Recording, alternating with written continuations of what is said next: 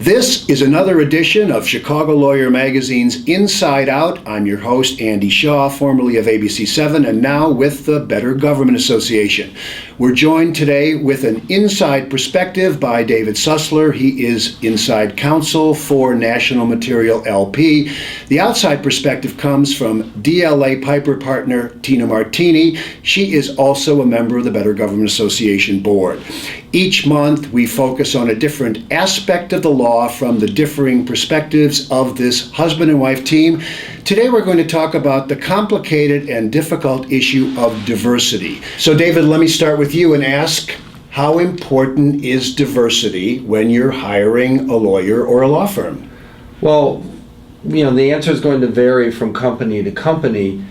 As a general matter, I think since the call to action was first signed by a number of general counsels back in 1999, the importance of diversity has been on the upswing for companies, and in-house law departments really have been on the cutting edge of diversity in the law.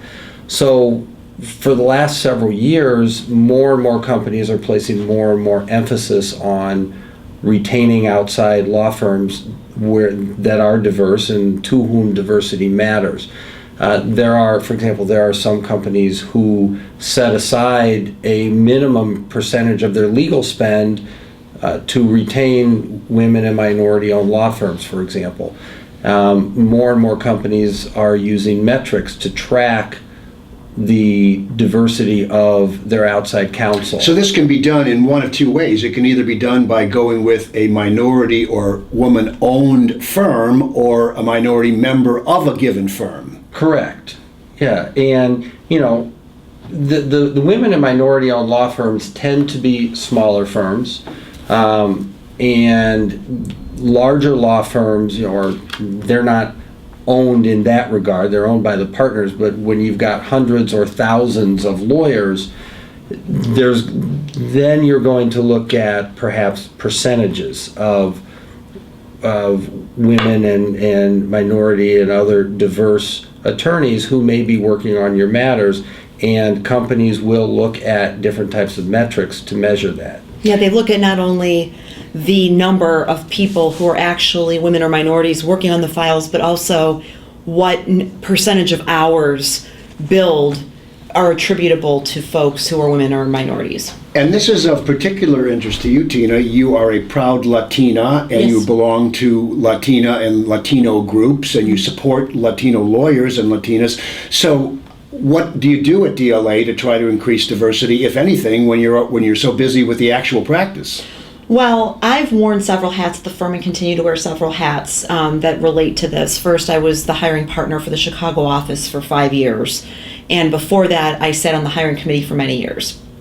And as part of that, I participated in many programs, both recruiting as well as otherwise, where we really try to increase the number of folks in our diversity pipeline.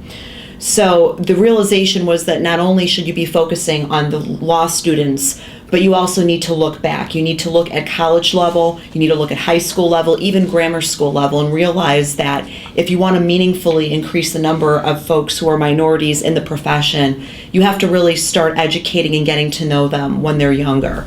So that's just one of the many things that I've done. But when you go on campus, when you interview people, both who are in law school as well as people who you're looking at it from a lateral hiring perspective, it's just very important to keep in mind that you need to look for diverse candidates.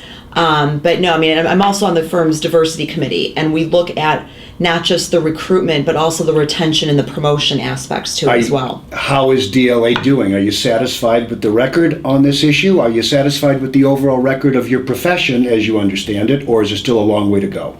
I would say that as a profession and as a law firm, I think that we as a firm do a really good job of many things. I think we could always do a better job. I think the profession can do a better job. I think when you look at what has happened to the profession, particularly in the last several years, it's just become harder to become a lawyer. There are fewer law schools that are admitting fewer folks, and the percentages of people getting jobs out of law school is a lot smaller than it used to be. And when you're dealing with those sorts of factors and the confluence of them all sort of converging at once, it makes it very hard from a diversity perspective to really be able to meaningfully advance the ball when you're hiring fewer people.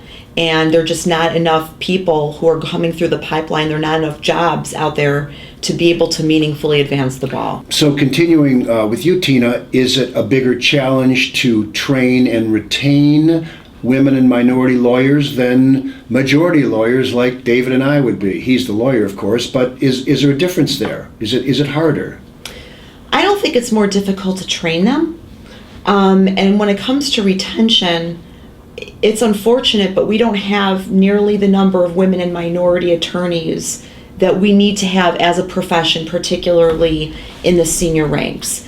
I think when you're talking about the context of a large firm, there are a lot of folks who come and go within the context of a large firm, particularly as you get in the more senior ranks. But it is tougher, like on just when you look at it from a perspective of recruiting versus retaining, it's a lot easier to recruit than it is to retain. Yeah, retention is the real key, and in the diversity discussion, it's really diversity and inclusion, and the focus over the last couple of years has increasingly moved to the inclusion side of the conversation, because recruitment is easy, but to retain, you really have to work hard on giving the minority diverse attorneys a meaningful substantive role. There's a difference between window dressing and having a substantive role. And some firms are better at it than other firms. My experience, kind of going back to what we were talking about earlier in terms of starting with recruiting, as Tina said, you really do have to reach down into high school, college, as well as law school. And I know, part of a lot of the volunteer work Tina and I do involves those pipelines to try to bring more women and minorities into the profession. The recession really has negatively impacted the number of minorities applying to law school. So you reduce the candidate pool that way. And, we work hard to do that. I know that Tina's firm is involved in a number of efforts, as well as with efforts that I'm involved in also personally to help recruit. But then on the retention side, once they're there, you have to give the lawyers a meaningful role. And that's, first of all, it starts from the top down. Management has to be invested in it, for everybody to be invested in it. And then you need to really train all lawyers equally, but especially the diverse attorneys, how to manage a practice, how to manage staff, how to manage client relationships, how to network, include them in substantive matters of the firm in decision making. And one of the ways that firms can do that, and this applies to in-house law departments as well, you can make diversity efforts part of the metrics for success, part of the review metrics. Let me ask you something. When you talk about having a percentage set aside to either be allocated to women and minority-owned firms or individuals, then do you have to look at this all the time as you're making your choices and also weigh it against who's got the expertise for the particular job you have, and hopefully you can find the match, but sometimes you can't? Yeah, as I've said many times, when I'm retaining outside counsel, substantive expertise is paramount. And there's certain geographic realities. If you have a matter in a remote geographic area that doesn't have the diverse pool of attorneys to pull from, that's just a reality of geography, and you may not be able to do anything about it. But that doesn't mean you can't work with those lawyers to do more, even at the, go down to the law school level, go down to the high school level, to try to bring more people into the profession. Those are things you can do. And what you see over the last decade, and increasingly, today, and I'm sure will continue, you have firms, especially large firms, who focus on these metrics. Companies will work with the law firms over time to figure out a way to meet these metrics. It's not a perfect world, and there's always room for improvement. but I think we are improving. A final question for you, Tina. You're an accomplished, very successful lawyer, but did you ever along the way feel like someone retained you to satisfy a minority expectation?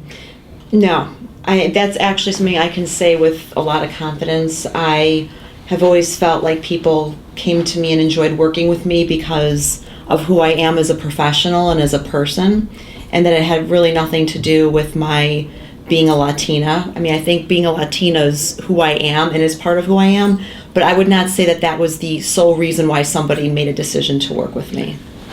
Tina Martini from the outside perspective. Thanks, David Susler from the inside. This has been another episode of Chicago Lawyer Magazine's Inside Out. I'm your host, Andy Shaw. Thanks for watching, and come back next month.